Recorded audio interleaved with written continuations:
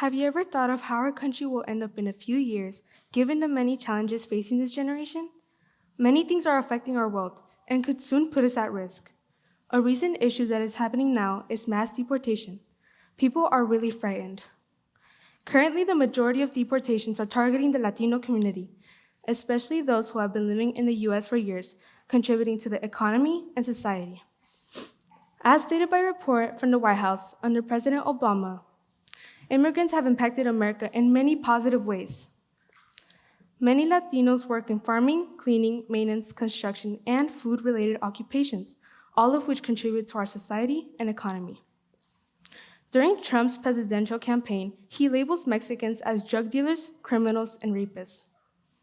According to a graph by Zolan Cano Youngs from the New York Times, there is evidence showing that immigrants in the U.S. commit fewer crimes compared to U.S. citizens. As stated by a report from the American Immigration Council, the cost to deport a lot of immigrants would be up to $280 billion over the next decade. This negatively affects industries that rely on these people.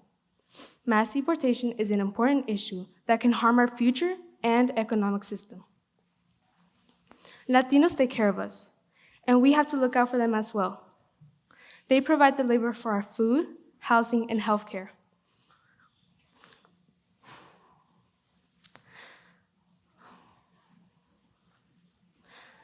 Most Latinos just want to provide for their family and live a better life. All around social media is circulating, "Don't bite the hand that feeds you." This implies that the food you have on your table or are enjoying is all grown by those Latino workers. Don't take it for granted, but instead support them. We shouldn't treat others less because of their race, ethnicity, and culture.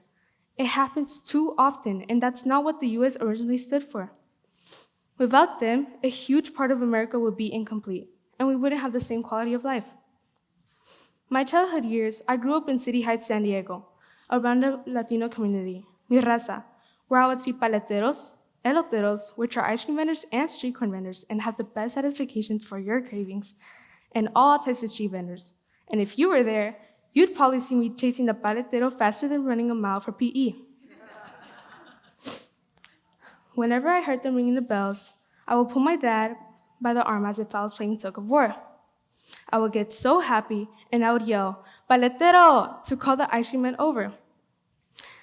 I would see all types of street vendors walking in the hot, blazing sun, putting a smile on the faces of the entire family while they try to provide for their own kids. These people do a lot and are simply just trying to live the American dream life, a life where anybody, regardless of where they come from, can build a better life for themselves and their families through hard work and dedication. For immigrants, it is the opportunity to provide for their families, their loved ones, and to build a future in a country that promises hope and possibility. I attended a bilingual education class. My class was full of Latino kids, and in 2020, our teachers told us that deportations were going to be serious in the next few years if Trump won the election. I looked around the class. I saw my classmates sad, heard their cries, and felt fear. My best friend sitting next to me was devastated. With her glasses full of tears, she whispered to me, "I can't lose my parents. They're all I have." Comforting someone who doesn't have anybody else but their parents is hard, and they live with that fear as they grow. A kid should never have to go through the fear of having their parents deported, especially being informed by their teacher at school. Even myself, I pray for the immigrants close to me, knowing that their intentions are not to harm anybody. Currently, kids on social media are sharing their experiences on how they won't be able to tell their parents "te amo" or feel the rough hands from hard work protect them. Others wouldn't get how this feels, being treated unfairly in a system of justice.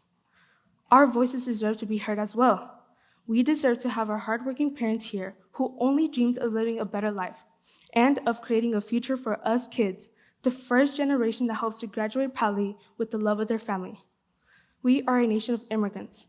So I hope you can now see why mass deportation is not just a political issue, but something that impacts the lives of everyday people and their families, communities, and our shared future.